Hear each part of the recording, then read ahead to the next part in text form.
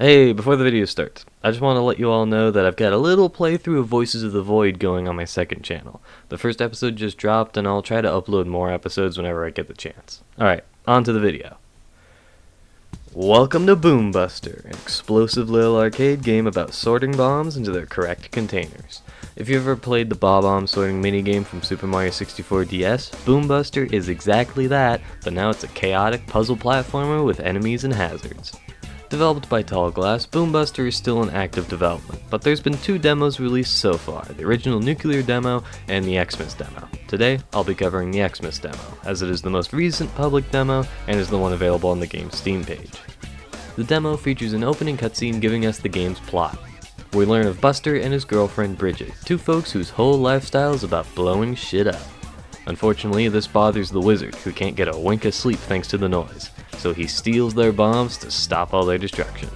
Now Buster and Bridget are on a wild journey to retrieve their bombs and beat up the wizard. Diving right into the game, Boom Buster's core gameplay loop is simple yet addictive. Bridget, up in the top right corner, will drop bombs onto the stage. You, as Buster, pick up bombs and use your spin attack to drop them into their containers. You'll get more money if you stack bombs of the same color and drop them in at the same time, but wait too long before dropping a bomb or drop it off the stage or in the wrong container and it'll explode, dealing damage to you. You can only take 3 hits before losing, but after collecting enough money, you'll get an extra heart to pick up. While you're trying to sort all the bombs, there'll be plenty of enemies and hazards to watch out for. Most enemies can be dispatched with a single spin, but some enemies like Goblin Jr. require 2 hits. Each stage has its own set of hazards, gimmicks, and enemies, so let's start going through them. Stages in this demo are set up as groups, with each stage containing about 3 levels each. Every level in a stage is focused on a specific gimmick. The first stage is all focused on getting the player used to the core gameplay, and as such it's not super tough. The layouts of each level are simple, and give the player plenty of room to jump around and get used to the controls. This level also introduces the 2 enemies that you'll see most throughout the demo, those being the little snake-like guys that die in one hit, and the fittingly named ball that cannot be jumped on thanks to its spiky helmet. While I don't have much to say on the actual content of Stage 1, I have plenty to say about Boom Buster's gameplay. In short, it's fun. Like, really fun. These first few stages are pretty calm, but as the demo ramps up in difficulty, it gets a lot more chaotic. You'll see what I mean when we get to the stages exclusive to the XMAS demo, but I've had the most fun in this game when there are a lot of things on screen at once. The more there is to worry about, the better. And we'll have more to worry about as we head right into the next stage. Stage 2 introduces one big gimmick, jelly. Right above the bomb containers is a chunk of green jelly that moves back and forth in a straight line. If you drop a bomb onto the jelly, it'll immediately bounce back up onto the stage, either saving it from certain doom or blocking your attempt for points. The bomb will remain on stage, however, so you can pick it up and try again so long as you have enough time left.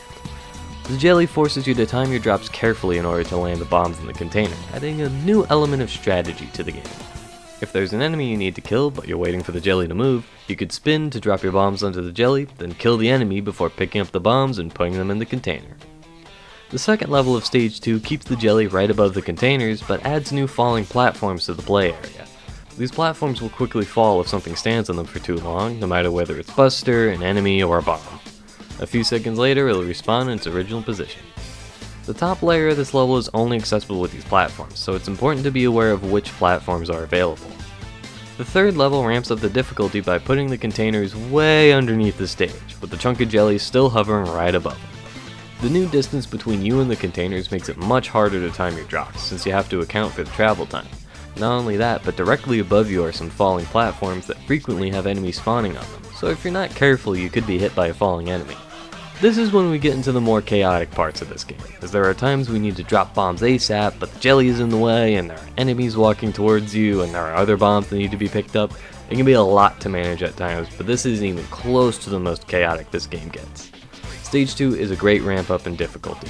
I appreciate that it introduces the big gimmick first, followed by a smaller gimmick, before finishing off with a tough stage that uses both gimmicks in creative ways. It's the stage that I return to the most since its gimmicks are the easiest to wrap your head around, and the game gets chaotic without being completely unmanageable. The next stage's gimmick will definitely make your head spin, however.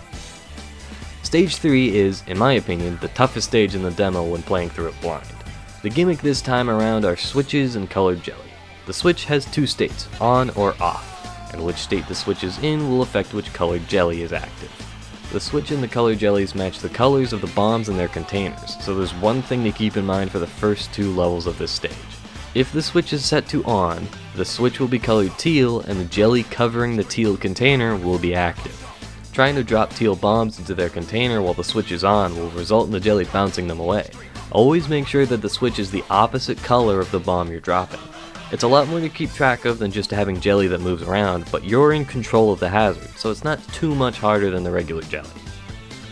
The second level keeps it simple, but puts the switch up away from the containers, forcing more movement than the last level. There's also a moving platform you can hop on. It's not incredibly useful here, but it'll show up again later. Around this time you might run into the demo's only power-up, the firework. After grabbing it, Buster's color palette would become distinctly more orange, and his dash can now kill enemies. It's a useful power-up to have, as the dash moves quicker than the spin does. Be careful though, you're not invincible while dashing, so you could easily lose the power-up by running into a hazard or Goblin Jr. The third level is very fittingly named Brainache Boulevard, which is exactly what it gave me when I first played. Yet again, the switch is away from the containers, but now the colored jellies have swapped spots. This level is far more stressful than the other two, because they change up the switch mechanic right as you become used to it. My trick to remember which container is open is to look at the color of the switch. If the switch is teal, then the teal container will be open and the orange container will be blocked. This is one of the more chaotic levels in this demo, specifically because they swapped the positions of the jellies. Nonetheless, I think overall this stage is my favorite from the demo. It's tough, but once you get the gimmick down, it's smooth sailing. The switch mechanic just feels natural in this game. Of course the game about sorting colored objects would have a mechanic to block certain containers with an object you can manipulate. The main stages are a lot of fun to play. They introduce gimmicks and mechanics that fit perfectly into this sort of game, while gradually ramping up the difficulty and the chaos as you get further and further into the levels. Fortunately for us, the XMAS exclusive stages keep that trend going, with incredibly creative ideas and incredibly chaotic levels. Moving right into XMAS 1, the first level introduces what is, in my opinion, the coolest mechanic in the game. One thing I did not mention in the earlier stages is the screen wrap the left and right sides of the screen have. Well, this stage steps it up a notch by introducing screen wrap on the top and bottom of the screen. Falling into the bottom edge will bring you to the top, allowing you access to the previously inaccessible upper layer. Thankfully, there's a large hole that allows you to head back down to reach the containers. XMAS 1 only has 2 levels as opposed to 3, which I think is alright. Would I have liked 3 levels? Of course, but I imagine they didn't have too many ideas with the vertical screen wrap, so they kept it simple, which I can appreciate. The second level makes the top platform cover the entire screen, preventing you from dropping back down to the containers.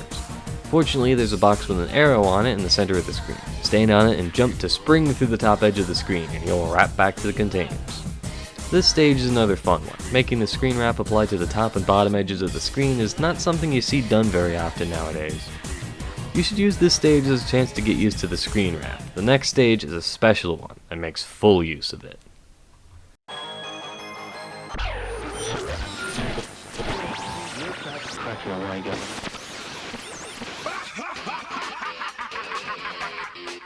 Seems like the wizard has finally decided to rear his ugly head. XMAS question mark is effectively this demo's boss stage. The stage layout is not incredibly complex, but considering the stage's gimmick, it's important to keep things simple. Every few seconds, Bridget's image in the corner will be replaced by the wizard, who will telegraph an attack. Soon after, he'll cast the attack and you've got to do your best to deal with it. The wizard has 3 attacks. He can summon fireballs that move across the screen, bolts of lightning that strike after a windup, or more enemies for you to face. As the stage progresses, he'll start sending out attacks more often, and he'll combo them together. Things get real crazy towards the end, as he starts raining down multiple bolts of lightning while swarming the screen with fireballs and enemies. Right as you reach the last bomb, the wizard will cast a long series of attacks, which can be very difficult to dodge. However, if you manage to weather the storm, you can claim you beat the wizard. This is what I meant earlier when I said that I have more fun when there's more going on. The sheer chaos of this stage is what makes it super fun for me. I know plenty of players will not like this level of chaos, but I'm all for it. Give me more. I don't anticipate the full game will be as chaotic overall, but I do hope we get some bonus stages that are like XMAS question mark.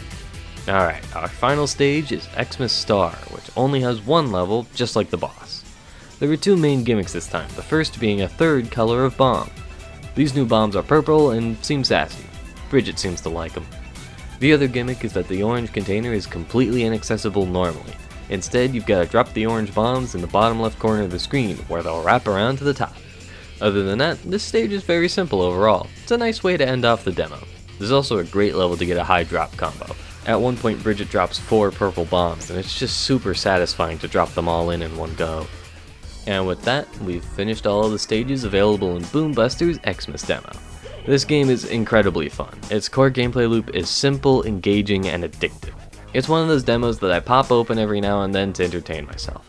I really enjoy that the demo is split into bundles of levels. I feel like it's a perfect length to kill some time. You know, if you've got a Steam Deck or you're waiting in line somewhere, you can crack the game open and beat a stage to pass the time. I think the main thing I hope to see in the final game, however, is more accessibility settings. The demo has an option to enable colorblind bombs, making it easier for folks with colorblindness to differentiate which bomb is which. But it'd be nice to have even more options available. Stuff like turning down screen shake and disabling screen flashes. I could see someone having a hard time with the boss stage thanks to the lightning bolt. Really, I just want these options so more people would be able to play it. Anyway, this game is fantastic, and I'm super excited for the full release. I recommend you go play the demo yourself. There'll be a link in the description to the game's Steam page, and if you enjoy it, then consider supporting the devs on Patreon. You get some cool behind the scenes stuff and extra goodies. There will be a link in the description to it as well.